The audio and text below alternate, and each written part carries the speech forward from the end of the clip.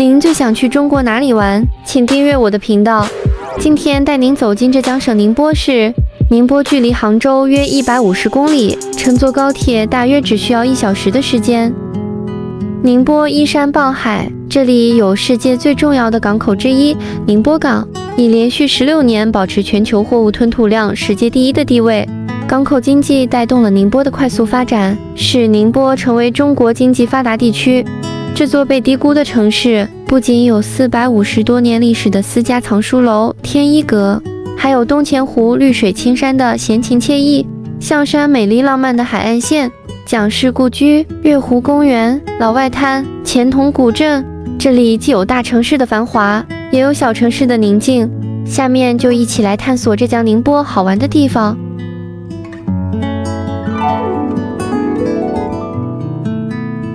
1. 蒋氏故居位于浙江省宁波市奉化区西口镇五岭西路77号，是蒋介石、蒋经国的故居。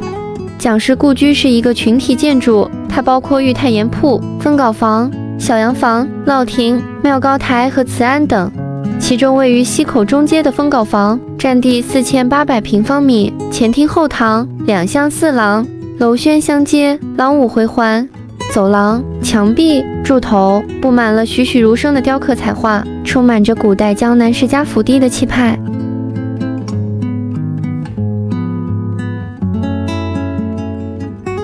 青山中的五岭门城楼静丽如墨，门头上的五岭石额，正面是于右任的苍劲笔墨，背面是蒋介石的亲笔手书。陕西由西向东流过全镇，溪水蜿蜒如带。走在这街道小巷，恍若陶渊明笔下的武林幻境在此落地生根。裕泰盐铺，1887年秋天，蒋介石在这个商铺阁楼上出生了。裕泰盐铺曾2度焚于烈火，如今门墙上裕泰盐铺原址6字，是1948年蒋介石最后一次伫立故土时的手迹。而故居前厅这狭窄的楼梯看似不方便，但实际却是蒋介石对其母亲的关爱。蒋母因自小缠足后脚不便，为了其母行动，将楼梯坡度方便扶栏行走而特地改建而成。树影婆娑间，半个世纪已经过去，这处充满回忆的一代将相故居，它的故事尘封在了这些建筑里。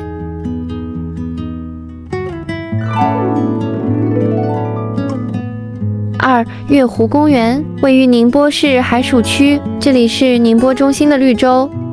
月湖的水面泛起粼粼波光，这座始于唐代的古老园林，保持着一湖居城中4面环楼阁的优雅布局，成为宁波人心中永不褪色的文化印记。月湖的故事要从唐代说起，那时这里还是一片天然水域，因心如弯月而得名。宋代时，官府在此疏浚湖面，广植花木，逐渐形成月湖十洲的园林景观。遥想古代那些在湖边踱步沉思的身影，那些在亭台间挥毫泼墨的文人，如今都成了月湖公园的文化底蕴。公园内的建筑风格堪称江南园林的典范，白墙黛瓦倒映水中，雕花门楣精致典雅，光影打在斑驳的石阶上。登上湖心处的楼阁，登阁远眺，眼前湖面如镜，倒映着白云蓝天，远处的鼓楼从绿树中露出的优雅轮廓。当暮色降临，月湖便换上另一副容颜。湖边亮起暖黄的灯光，坐在石凳上闲话家常，沿着湖岸悠闲漫步。在这里，历史与现代交融，自然与人文共生，每一处风景都藏着一些故事，都让这座千年园林保持着鲜活的生命力。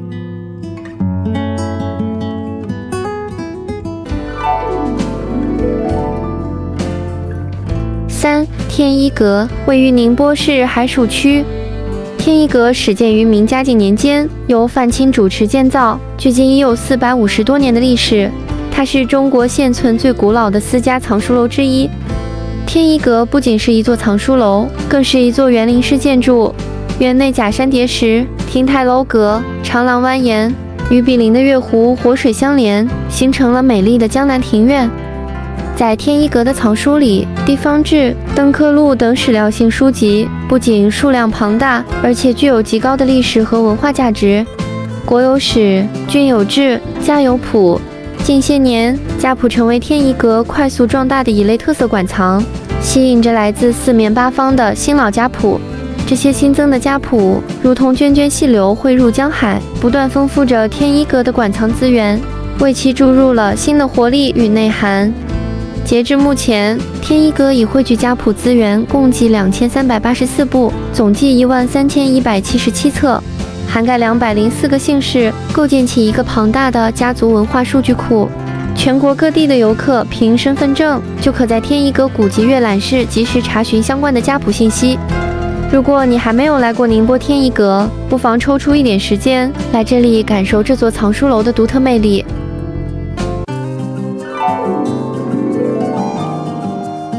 4. 奉化弥勒圣坛。在宁波的奉化溪口镇，不仅有蒋氏故居、雪窦山，还有辉煌的弥勒圣坛。这座承载信仰与艺术的东方圣境，位于雪窦山入口处的弥勒圣坛，宛如一尊巨大的卧佛静卧于青山绿水之间。远远眺望，弥勒圣坛显得气势恢宏，其金色的屋顶在阳光的照耀下闪耀着光芒，犹如云端之上的天宫。巨大的照壁释放如意广场，广场两侧的祈福长廊，风铃随风摇曳发出的声音，犹如梵音一般悦耳。山门正殿中央，充满艺术的穹顶，光从巨大的藻井洒落下来，仿佛圣坛抹上了神圣的光辉。下方矗立的无字系弥勒铜像，化身成圣坛的守护神。弥勒圣坛中最美的建筑，必然是位于须弥山顶端的兜率天宫。从须弥山底下一层层盘旋而上，仿佛在探索一条通往光明的道路。此时漫步期间，金碧辉煌的内装饰，鼻尖萦绕着淡淡的檀香味，仿佛能听见梵音袅袅，心灵找到一片栖息地。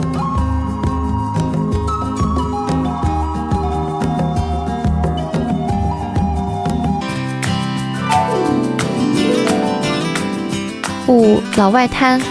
想象一下，在一个安静的下午，你穿梭在宁波老外滩的石板小路上，周围是精致的洋楼、弯曲的石板路、斑驳的墙面、绿意盎然的拐角楼，每一处都是绝佳的取景背景，仿佛一不小心穿越到了民国时期的异国小镇。老外滩的建筑之美，绝对是一场视觉盛宴。中西合璧的民居，方形壁柱、券柱门洞、外挑阳台。已经屹立100年的江北天主教堂，其哥特式风格在周围的洋楼中格外引人注目。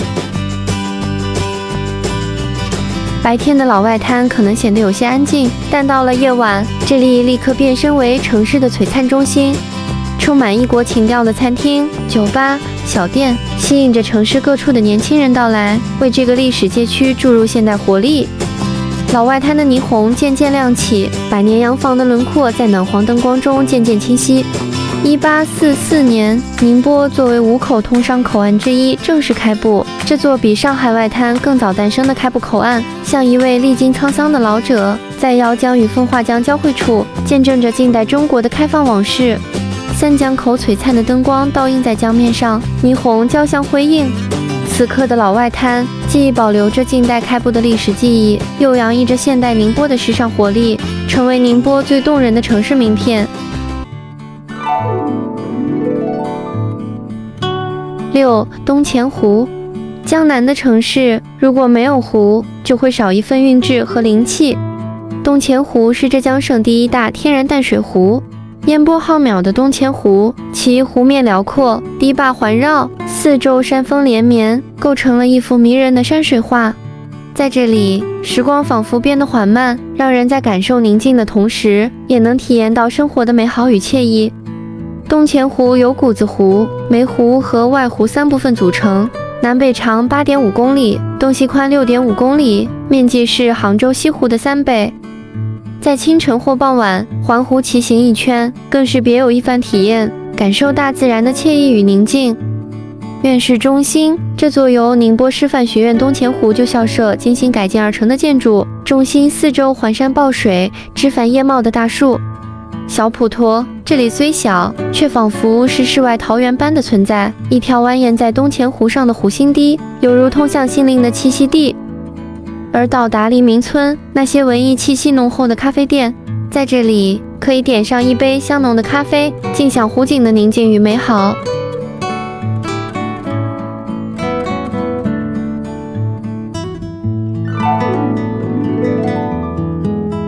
7. 钱塘古镇。若你钟情江南水乡的温婉，又想避开熙攘人潮，浙江宁海的钱塘古镇便是理想之选。这座700余年历史的古镇，石板铺就的街巷，潺潺流淌的八卦水系，雕梁绘彩的老宅，一砖一瓦，每一缕茶香都弥漫着江南韵味。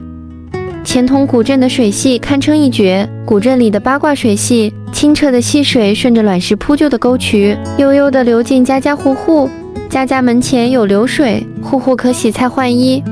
沿着石板小巷漫步，脚下的溪水叮咚作响，倒映着粉墙黛瓦的民居。回想起在过去，清晨的水面飘着薄雾，人们蹲在石阶上捣衣，棒槌声与水声交织。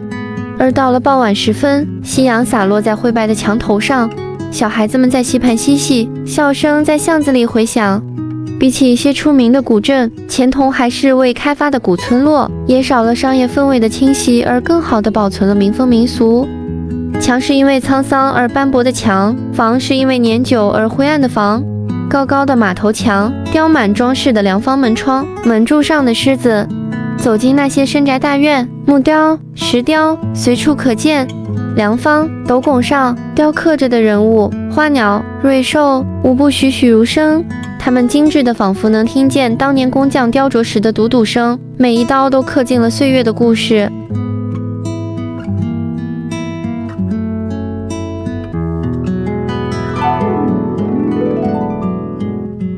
8. 象山县海景。宁波象山，象山的海岸线由象山半岛东部及沿海608个岛礁组成，占浙江省海岸线1/6。这里的山海间藏满了人间浪漫，高山、沙滩、岛屿随处可见，坐拥900公里绝美海岸线和毕氏渔村。这里有着蓝色的海水、绿色的草地和黄色的礁石，人美景少的看海宝藏地。一路沿着海岸而行，一座海滨小镇便如画般出现在眼前。这里没有小桥流水、桨声灯影，却拥有半边山城、半边渔港的山海风情。依山临海的石浦镇，一头连着渔民们赖以生存的渔港，一头深藏在山野谷地，好似城在港上，山在城中。花澳岛、鹤浦大沙滩、东旦山沙滩、松兰山沙滩，在潮起潮落、四季交换间，一碗堆满梭子蟹的海鲜面，脚踩细软的沙子，听着海浪哗哗作响，爬到山顶，迎着海风，整个象山的海岸线尽收眼底。象山这座渔光之城，这儿有美景，有美食，有故事。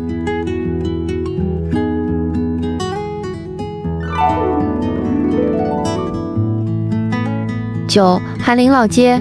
东钱湖南岸，三面青山如怀，一湖碧波如镜，韩林老街便藏在这山水相衔处。街溪潺潺穿行，灰瓦白墙倒映水中，这条600米长的廊道被誉为浙东第一古街。两旁的民居建筑，马头墙高高翘起，青砖黛瓦间点缀着精美的木雕窗花。最令人驻足的是那些斑驳的石墙后，藏着传统的手工作坊。老茶馆里飘出阵阵茶香，糕点铺的蒸笼热气腾腾。如今的韩林老街，北断水街，溪流穿行，石桥卧波，建湖桥畔的文艺店铺与咖啡馆林立，行人穿梭于粉墙黛瓦间。南段老巷，残垣断壁与爬山虎纠缠，老乌木门前闲坐的老人，院子里晾晒的果子肉脯，生活仿佛凝固在旧时光里。韩林的建筑堪称江南民居的典范，三面被青山环绕，一面紧邻着碧波荡漾的湖泊。这里自然风光旖旎，找一家餐馆，点上几道韩岭的味道小吃，酥皮烧饼、艾草麻糍、现磨豆浆，尝尝地道的口味。无论清晨静谧的水街倒影，又或黄昏时老街南端的光影长巷，韩林老街给了生活的另一种答案。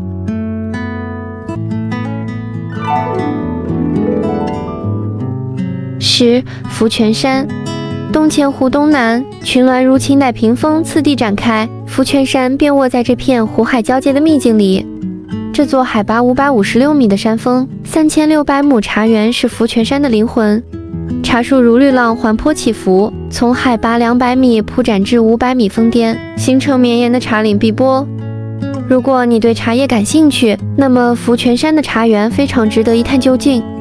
沿着蜿蜒的山径涉级而上，这座位于东钱湖畔的茶山，满目苍翠扑面而来。福泉山的茶园依山势而建，层层叠叠的茶垄宛如绿色波浪，在阳光中闪烁着翡翠般的光泽。最令人沉醉的是清明前后，茶树吐露新芽时，整座山峦都笼罩在淡淡的茶香中。采茶人便开始忙碌起来，采摘下一片片嫩绿的芽尖。此时闲坐在山间古亭里，沏上一壶福泉绿茶，嫩绿显毫，茶色清澈明亮，品上一口滋味浓醇爽口有回味。看着眼前的千亩茶园，享受着山风轻拂，时光在缓缓流淌，杯中茶的清香却早已经沁到了心里。